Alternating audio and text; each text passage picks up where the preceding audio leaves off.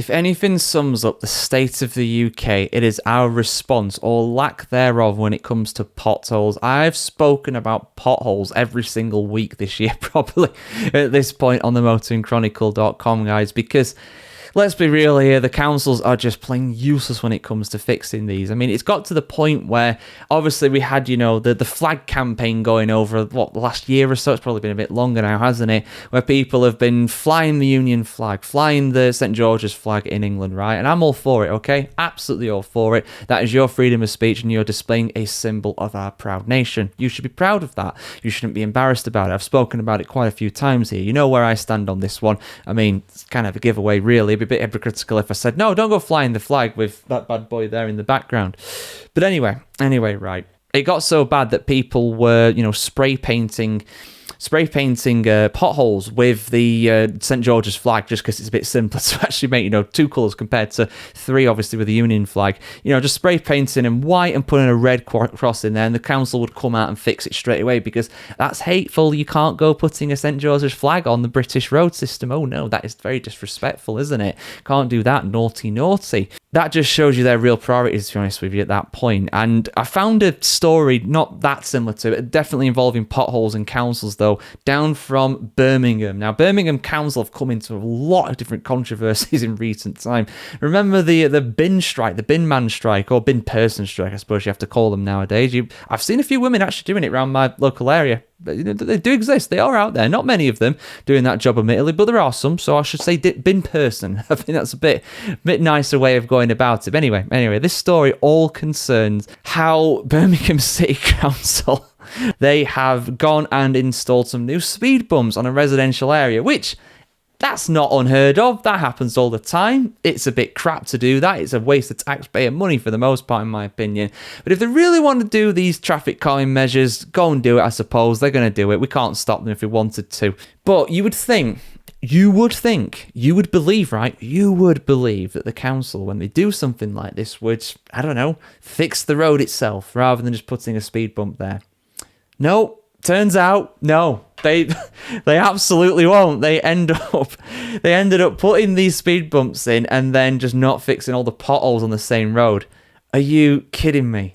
Are you absolutely kidding me? I mean, your suspension is going to take a whole heap of damage just doing that.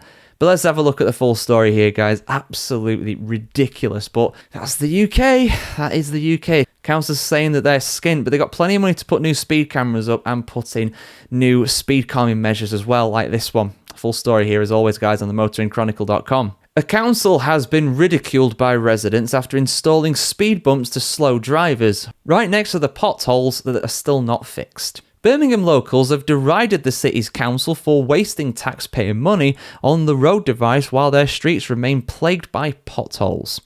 Residents on Booths Lane in Great Barr say that the new traffic calming measures have sparked a furious row, as it's also emerged today that Birmingham City Council paid itself nearly £500,000 in fines because of its own vehicles breaking its clean air zone policy.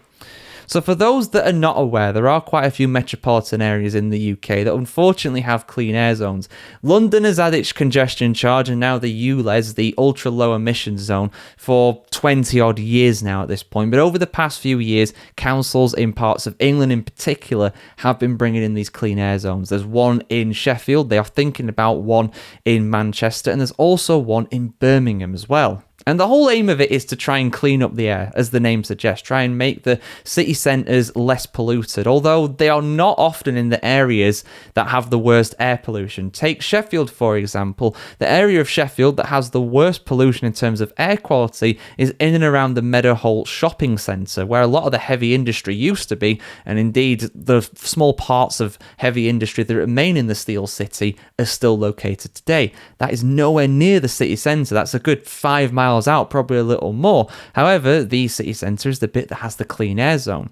Now, most people don't have to pay these fees to actually go around them. It's more for older cars, and it's also for commercial vehicles as well. So as it transpires, the council's own vehicles, their own vans and cars in some cases, have been falling foul of the CAZ, the clean air zone. So they've been paying themselves money. That feels like some sort of scam, some sort of I don't know. That doesn't feel right. That feels a bit dodgy, to be honest, mate, to borrow a phrase from the in-betweeners. I'm sure there's some reason behind it, but that just shows how incompetent they really are at this point. And that's in fines as well. It's not in usage.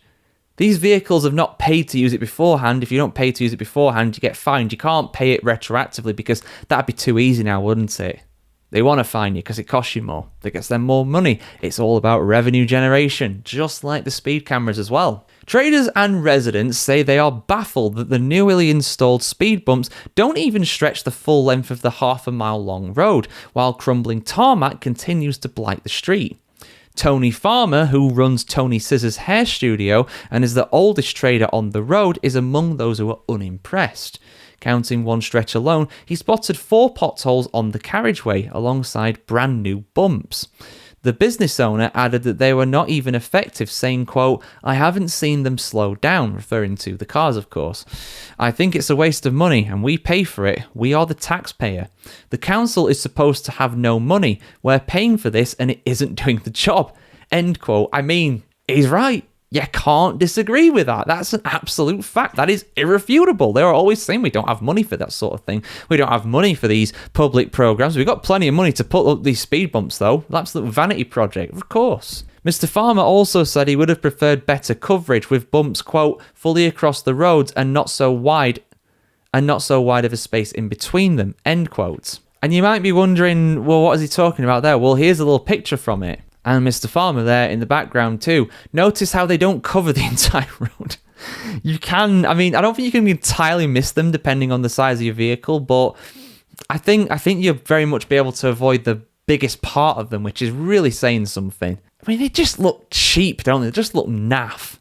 If you're going to do a job like this, at least do it properly, for goodness sake. It's not rocket science putting in speed bumps on a road now. Surely this is the bread and butter for these people. Or it should be. Birmingham City Council defended their actions by saying that pothole repair is not in the remit of speed control measures such as this. That is under highway maintenance, not under their jurisdiction. A spokesperson for the council said, quote, "We assess all highway network defects using a defined risk matrix to ensure a consistent and proportionate response to repairs." By not doing any, as it turns out. Like many highway authorities, we have experienced a significant increase in both reactive repairs and planned maintenance activity across the network since the start of the year.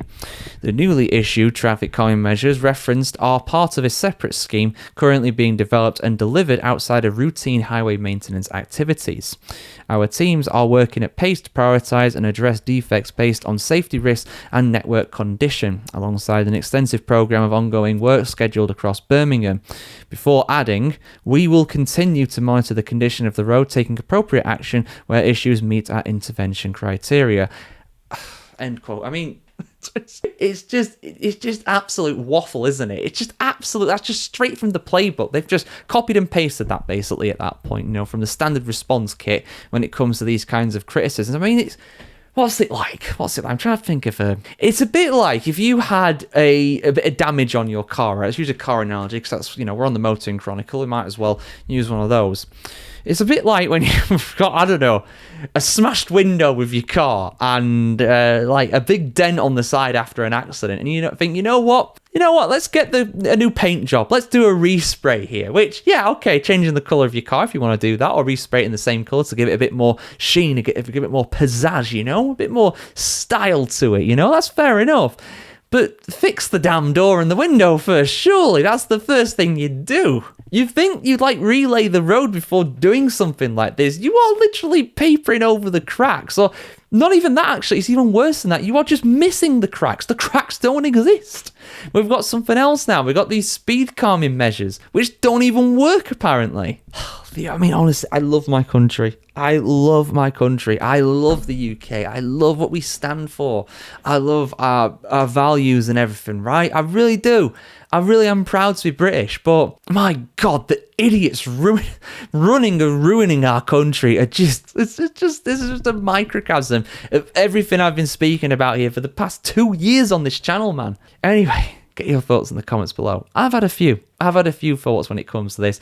We'll see you soon for more stories on the weird and wacky world of motoring here on the motoringchronicle.com, guys. Have a good one. Stay safe out there. Avoid the potholes. And for goodness sake, slow down for these speed calming measures, because they are clearly very, very serious about these. I mean, you've got to be careful out there. You might lose a wheel on them or the pothole that it's next to.